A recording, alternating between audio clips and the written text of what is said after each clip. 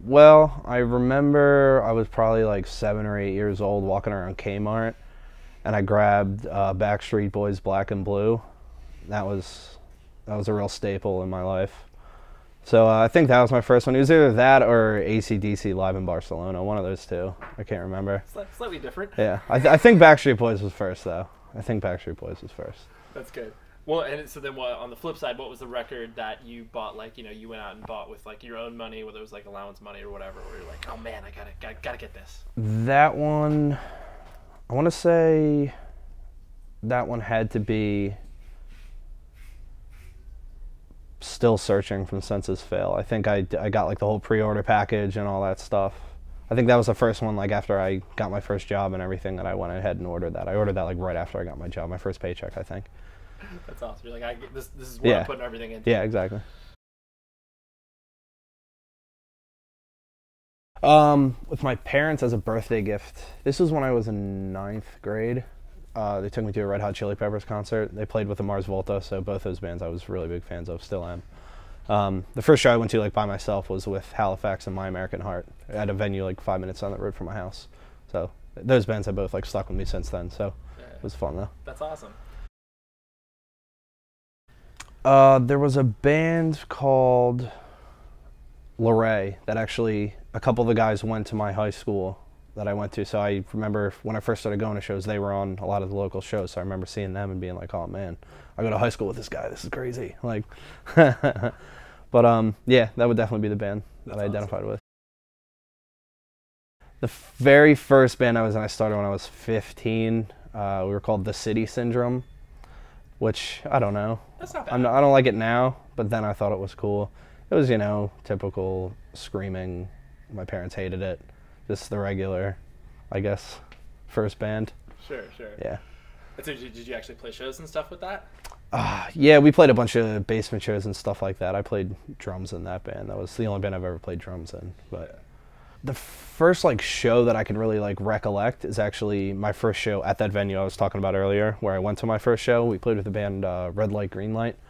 I was a big fan of the band at the time, so that was actually on my 16th birthday. So that's definitely the first show I can really, like, recollect and, like, remember things from. Right. My first stage dive, honestly, was this past tour we just did in Japan. First stage dive I've ever done.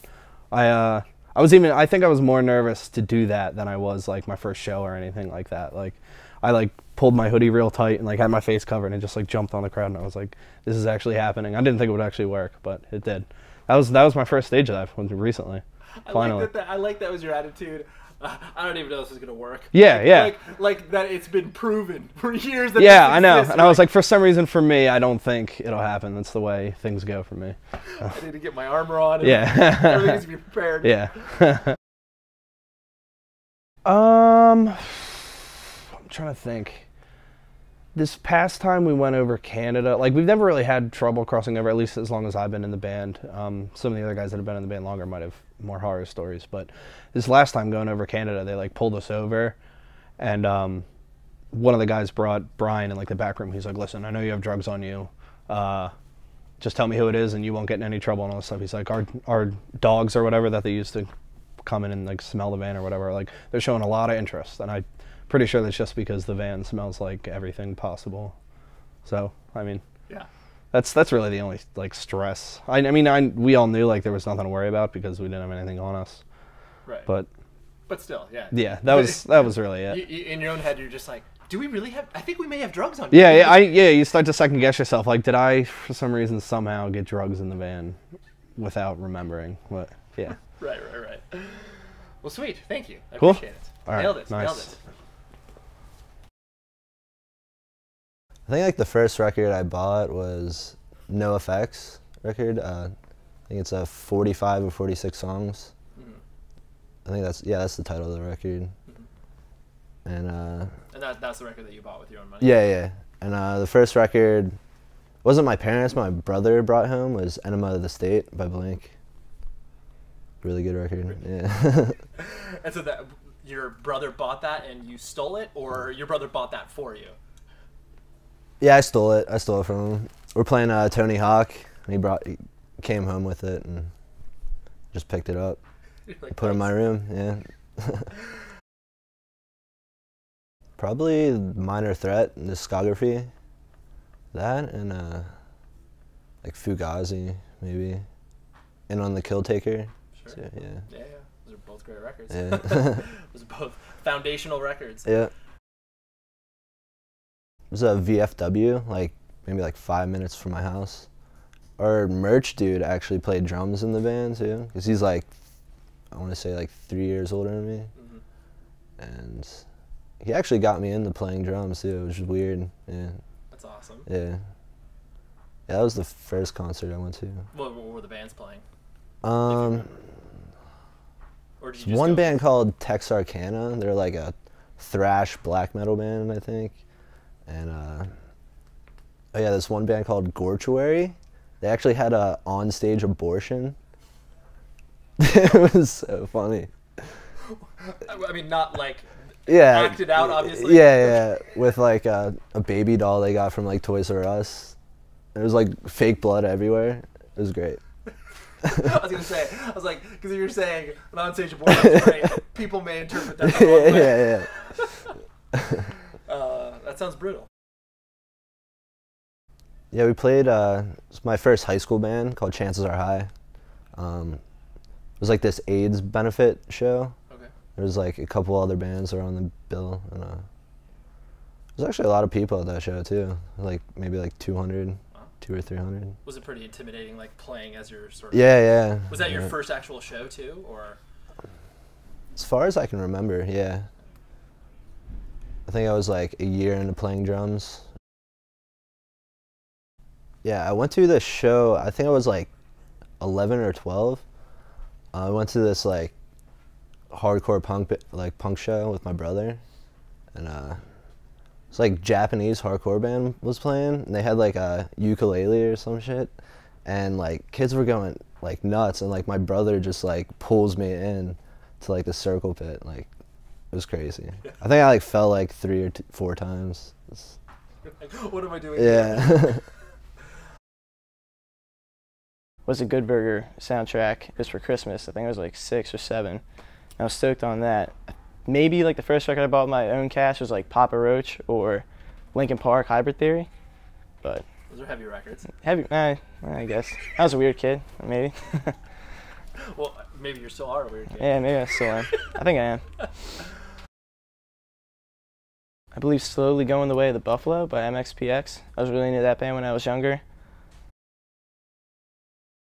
Newfound Glory, Hit the Lights, Cartel, and I believe it was Early November was the other band. But I mean, I used to go to local shows all the time to see just bands that were around our area from our school called like Fit to Fail. Wayne Wildrick from Man Overboard was in that band. There was a local band, E.G. Beat, that played where Chris Mullen, who drums for Lost of Words now, drums in that band. Front Page, Zach from Man Overboard was in it. It's just, I don't know. They had shows all the time, like maybe 5 minutes from my area. So they were, I guess like, they would be the first show that I went to. Right. And because it was 5 minutes away, your parents. Exactly. Were like, 5 minutes away, $5. Ride my bike there, and I was good to go. Major League is actually my first band. Never, I don't know. I think no one in my high school even knew I played like an instrument. I was never like into high school bands because I figured, what the hell's the point? They break up in 2 weeks anyway. And then after I got out of high school, I started hanging out with Brian more, and me and him both went to the same high school, and then we started jamming, Yeah. took it seriously, and here we are now. you don't have. So I guess I kind of lucked out on Yeah, I was that. gonna say you don't have the first terrible band, Yeah. awful band name experience. I mean, we're probably still awful and terrible now, so. People, It was at the Trocadero sometime in December. We played with Houston Calls and Just Surrender. We opened up for them up in the balcony of the Troc, and it was a pretty nerve-wracking first show for me. did you have stage fright? Like what was going through your head as you? It was more the fact that I've never played a show before in front of anyone, and I wasn't even like technically in the band yet. I was filling in for like their old guitarist, so I was more of like, all right, well, maybe if I do good, then they're gonna be like, hey, forget the old guitarist, and they'll have me in it. I don't know if I did good, and that was the reason why I'm in the band now, because I don't think I did that great, but Did you feel like it worked out. Did you feel like you had to like go off? You had to like have a good stage presence? Yeah, I guess, like, because I wasn't singing, just kind of worried about playing the simple chords, and then I just kind of let loose like after the first song and just had fun with it. So That's awesome. it was a good time. Sam Goody, or I don't know. Yeah, our very first tour. We did like 2 weeks, just like the East Coast, and I guess it was like because we were booking it ourselves and we didn't really know what we were getting into, but we kind of just had to take that chance to begin with. Like, just be like, all right, well, if we're gonna do it, this is how we have to do it. And it was a rough 2 weeks, but it was a fun 2 weeks. It was just like, all right, away from home, no rules kind of thing. Felt like it was like the first time your parents like let you be alone in the house for like your first time for like 3 hours, except that lasted for 14 days. So, but it was definitely a good time, but it was nerve-wracking, but Sure, you made it through. yeah, made it through. The first record I ever bought with my own money was actually 2 records. Summer of 1999. I got Smash Mouth, Astro Lounge from Suncoast, and it was like a 2-record deal. It was like 2 for 15. So my dad spotted me like $5 extra because I saved up 10, and I got Enema of the State for All the Small Things. Nice. And then wound up finding others. Which did you play more? Smash Mouth at first. Smash Mouth, I was like, well, it was mainly just All Star, just over and over and over, and then All the Small Things over and over and over. But Enema of the State held up over Smash Mouth. So. And that would probably make sense in the musical landscape as well. Right. Yeah. I don't know. The only one that kind of stands out the most is I saw Comeback Kid at First Unitarian Church in Philly, and I got was it Wake the Dead CD, and that was like my first time actually like hearing like hardcore. Actually, it was like 2004, I think. So 2003, 2004, yeah. The first concert I went to with my parents, my mom took me to Earth, Wind & Fire and the Eagles. It was called the First Union Center in Philly. Now it's Wells Fargo.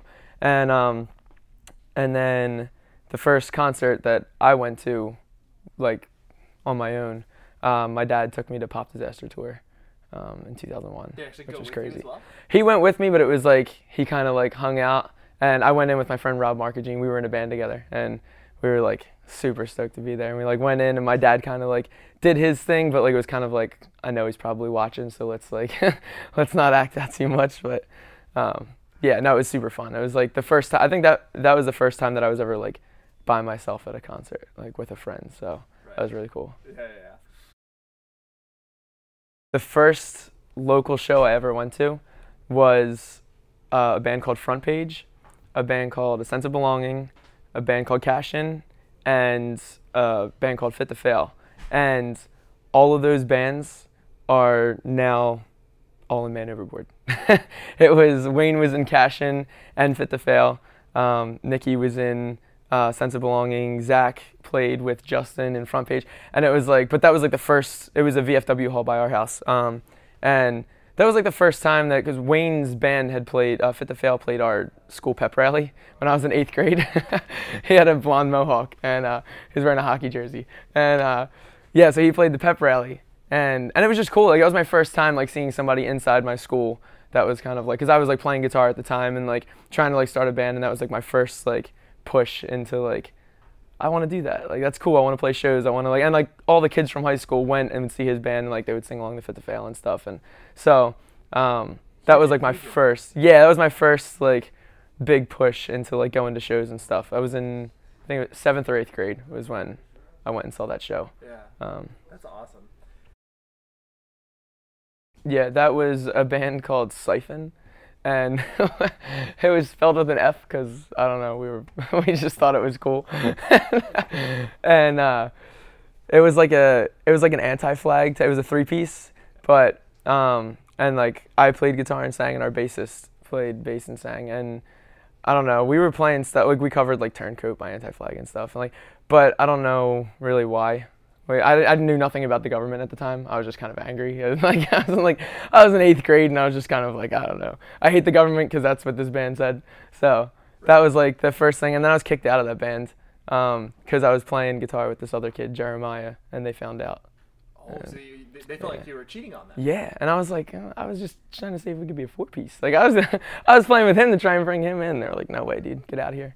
So, yeah. And was that band where you played like your first shows? Yeah, we played. Well, I mean, shows as far as like we played a VFW hall and stuff, and it was like I think our first show was a Valentine's Day show, and yeah, it was pretty cool. Do you remember? Were you scared? Were you? I was sick to my stomach. We played our first song.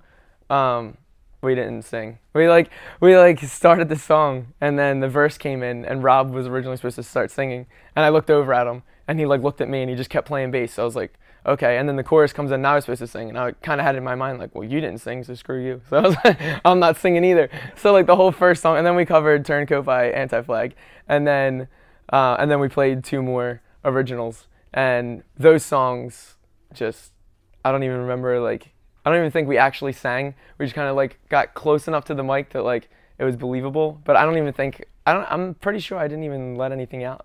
I'm like pretty sure I just mouthed words and I was like, oh, I think the PA was messed up. Like just kind of like blamed it on the venue.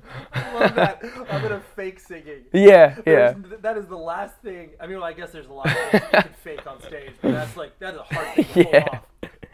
Yeah. It's the mic. It's the mic. Yeah.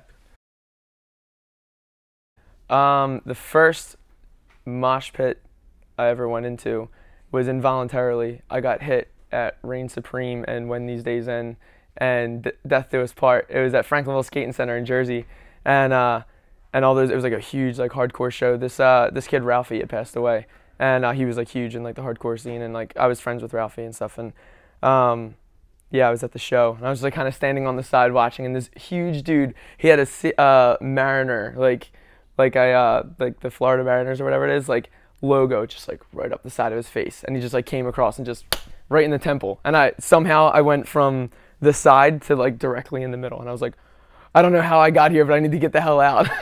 I'm like weaving in and out of like arms and legs. So yeah, that was the first time I ever got into a mosh pit. So Involuntary. The first time we ever went out of the country, we went to Japan first, and it was in 2011. But to get there, we were kind of cheap about it, so we did a layover in Shanghai because it was like $400 cheaper, and the layover was like 19 hours. And when we got to Shanghai, they wouldn't let us leave the airport because we didn't have working visas. And I was like, okay, that's fine, we'll just stay in the airport. And they were like, well, that's the second thing. The airport closes at 2, so you're not allowed to stay in the airport. And we were like, so what happens now? Do we get deported? Like, are we just getting back on a plane? Like, and so we worked something out, and they brought us to a hotel. But when we got to the hotel, we had to leave all of our guitars, luggage, and passports at the front desk, and we weren't allowed to leave our hotel room. So we went up there, hung out there for a little while, and then we wound up leaving. We took an elevator. We were starving, and we went to a McDonald's. We like snuck out the back, went to a McDonald's, and then the next morning when we woke up, there was taxis waiting for us to take us straight to, like, escort us straight to the airport. But in Shanghai, the airport, it was like Terminal A, and then a mile away was Terminal B. And we got dropped off at Terminal A, and then we got out, and I think it was our bassist and Luke weren't there. And their car took them to Terminal B. So then we had to, like, it was just like the most insane. Like, we were trying to get a hold of them. Nobody had cell phone service, and like, we were like running through. We had to catch a train to like get to the terminal. It was insane. It was like the scariest. I thought I was gonna be working in a rice paddy for the rest of my life. I was like, this is it. I'm screwed. I'll never see my family again. This is it. So there's a place called Tunes in Washington Township, New Jersey, and that was the first time. It was actually because A Sense of Belonging. After I went to that show, they announced at that show, like, hey, we have a record coming out and it's going to be in stores. You can get it at Tunes. And I was like, I'm going to buy it in stores. Like, and like, I went to Tunes, and like, that was like, it was cool because it was like a small, like, mom and pop type run record store. But yeah, that was my first one. I bought like a ton of records from that store, and it's still there. It's still there, and I don't know how it does, but it's still very cool. And it still looks exactly the same, like, that's awesome. as 10 years ago. So.